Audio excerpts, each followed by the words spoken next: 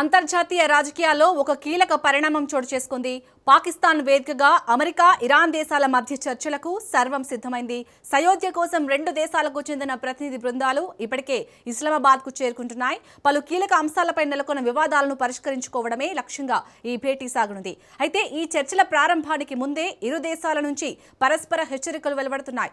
లెబనాన్పై దాడులు గనుక కొనసాగితే తాము కాల్పుల విరమణ ఒప్పందం నుంచి వైదొలుగుతామని ఇరాన్ తేల్చి చెప్పింది. మరోవైపు ఇరాన్ నుంచి అమెరికా బలగాలను ఇప్పుడప్పుడే ఉపసంహరించే ప్రసక్తే లేదని డొనాల్డ్ ట్రంప్ స్పష్టం చేశారు. ఇరు దేశాల మధ్య ఇలాంటి ఉద్రిక్త పరిస్థితులు నెలకొన్న నేపథ్యంలో ఇస్లామాబాద్ చర్చలు ఏ మేరకు సఫలమవుతాయో అన్నది ఇప్పుడు ప్రపంచవ్యాప్తంగా ఆసక్తిని రేపుతోంది.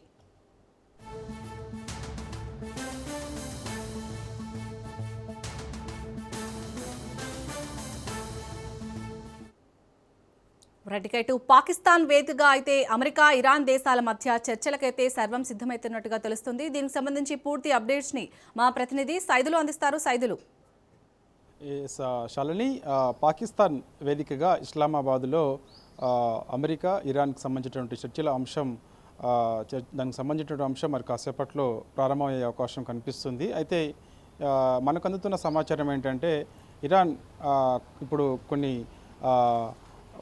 ఇప్పుడు ఈ చర్చల్లో పాల్గొంటుందా లేదా అనేది కూడా ఇప్పుడు కొంత చర్చనీయాంశంగా మారింది. ఒకవైపు పాకిస్తాన్లో ఇస్లామాబాద్ వేదికగా ఈ యొక్క చర్చల సమావేశం ఏర్పాటు చేసేందుకు పాకిస్తాన్ సిద్ధంగా ఉంది, మధ్యవర్తం వహిస్తా అని చెప్పేసి కూడా గతంలో చెప్పింది. సో రెండు దేశాలు కూడా అంగీకరించాయి. దానిలో భాగంగా ఇరాన్ అదేవిధంగా అమెరికా 2 వారాల పాటు యుద్ధాన్ని కూడా ఆపేశాయి. కాబట్టి ఇప్పుడు ఇరాన్ ఒక మెలిక పెడుతూ వస్తుంది. ముఖ్యంగా ఇజ్రాయెల్ లెబనాన్ పైన దాడి చేస్తుంది కాబట్టి వెంటనే ఆ దాడిని ఆపాలని లెబనాన్కి మద్దతుగా ఇరాన్ నిలుస్తుంది. సో ఆ దాడిని ఖండిస్తుంది. సో ఇప్పుడు ఆపకపోతే మాత్రం చర్చల్లో పాల్గొనేది లేదని కూడా ఇరాన్ చెప్తున్నట్టు తెలుస్తుంది. వార్తలు వస్తున్నాయి, ఇంటర్నేషనల్ వార్తలన్నీ కూడా ఇప్పుడు అదే వినిపిస్తున్న పరిస్థితి కనిపిస్తుంది. కాబట్టి మరి ఇప్పుడు ఇస్లామాబాద్ వేదికగా జరగబోయేటువంటి ఈ యొక్క చర్చల్లో, శాంతి చర్చల్లో భాగంగా మరి ఇరాన్ పాల్గొంటుందా లేదా అనేది కూడా తెలియాలి.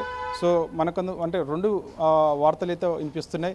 ఆల్రెడీ ఇరాన్కి చెందినటువంటి ఇరాన్ దేశానికి సంబంధించినటువంటి ఆయా దేశాలకు సంబంధించినటువంటి వ్యక్తులందరూ కూడా ఇప్పటికే ఇస్లామాబాద్ చేరుకున్నారని, అమెరికాకు చెందినటువంటి వ్యక్తులందరూ కూడా ఇస్లామాబాద్ చేరుకున్నారని చెప్పేసి వార్తలు వస్తున్నాయి. మరోవైపు సో లెబనాన్ పైన ఇజ్రాయెల్ దాడి చేస్తుంది కాబట్టి ఆ దాడిని నిరసిస్తూ ఈ చర్చల్లో మేము పాల్గొనబోమని చెప్పేసి కూడా ఇరాన్ చెప్పినట్టుగా కూడా వార్తలు వస్తున్నాయి. సో ఏంటి అనేది కూడా మనకి కాసేపట్లో క్లారిటీ వచ్చే అవకాశం అయితే కనిపిస్తుంది. గత కొన్ని రోజుల నుంచి జరుగుతున్నటువంటి యుద్ధం పశ్చిమాసియాలో తీవ్ర ఉద్రిక్తతలు నెలకొన్నాయి గత కొన్ని రోజుల నుంచి కూడా. సో అందరికీ తెలిసిన విషయమే. కాబట్టి కొన్ని డిమాండ్స్, ముఖ్యంగా ఇరాన్ అమెరికా ముందు కొన్ని డిమాండ్స్ పెట్టే అవకాశం కనిపిస్తుంది, అమెరికా ఇరాన్ ముందు కొన్ని డిమాండ్స్ పెట్టే అవకాశం అయితే కనిపిస్తుంది. కానీ ఇరు దేశాలకు చెందినటువంటి ప్రతినిధుల్ని వేరువేరుగా కూర్చోబెట్టి పాకిస్తాన్కి చెందినటువంటి నేతలు మధ్యవర్తం వహిస్తారు. కాబట్టి సో ఇరాన్ ఎటువంటి డిమాండ్స్ పెడుతుందనే విషయాన్ని నేరుగా అమెరికా ప్రతినిధుల దగ్గరికి వెళ్ళి వారికి తెలియపరుస్తారు. సో అమెరికా ఎటువంటి డిమాండ్స్ పెడుతుందనే విషయాన్ని సో ఇటు ఇరాన్ దగ్గరికి వచ్చి తెలియపరుస్తారు. సో ఎటువంటి డిమాండ్స్కి అంగీకరిస్తాయి రెండు దేశాలు కూడా ఏంటనేది కూడా మరి కాసేపట్లో మనకి తెలిసే అవకాశం అయితే కనిపిస్తుంది. సో ప్రస్తుతం అయితే మాత్రం ఇరాన్ ఒక మెలిక పెడుతూ వస్తుంది.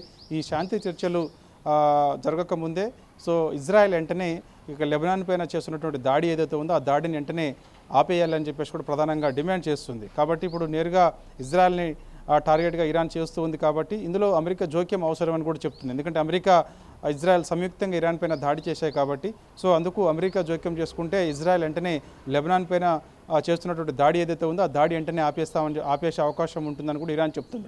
కాబట్టి మరి ఇప్పుడు ఇరాన్ పెట్టినటువంటి మెలిక అంటే ఇప్పుడు ఇజ్రాయెల్ లెబనాన్ పైన దాడి చేస్తుంది కాబట్టి సో ఆ దాడిని వెంటనే ఆపేయాలని చెప్పేసి కూడా డిమాండ్ చేస్తుంది. కాబట్టి సో మరి అమెరికా ఈ విషయంలో జోక్యం చేసుకుంటుందా లేదా అనేది కూడా తెలియాలి. కానీ అమెరికా మాత్రం 2 రోజుల నుంచి ఇదే చెప్పుకుంటూ వస్తుంది.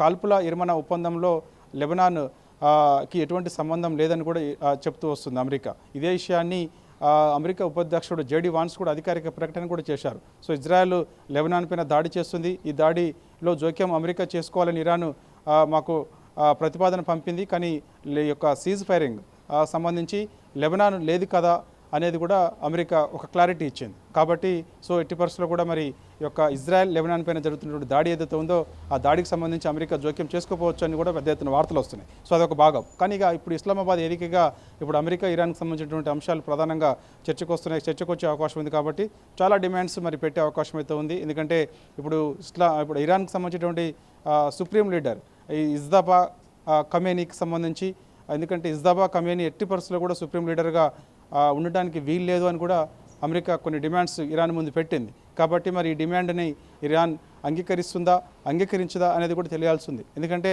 ముజ్తబా ఖమేనీని సుప్రీం లీడర్గా ఉంటే మళ్ళా ఇదే వైఖరి ఇరాన్లో కనిపిస్తుంది అనేది కూడా అమెరికా చెప్తూ వస్తుంది. కాబట్టి చూడాలి మరి ఇక ఇస్లామాబాద్ ఏదికగా జరగబోయేటువంటి శాంతి చర్చలకు సంబంధించినటువంటి అంశాలు, అనేక అంశాలు ఇరాన్ అమెరికా ముందు పెట్టే అవకాశం ఉంది, అమెరికా ఇరాన్ ముందు పెట్టే అవకాశం ఉంది. కాబట్టి ఏ అంశాలు చర్చకు వచ్చి ఏ అంశాలకు సంబంధించి రెండు దేశాలు కూడా అంగీకరించాయి, ఏ అంశాలు అంగీకరించలేదనే విషయాలు కూడా మనకి మరి కాసేపట్లో తెలిసే అవకాశం అయితే ఉంటుంది. శాలిని.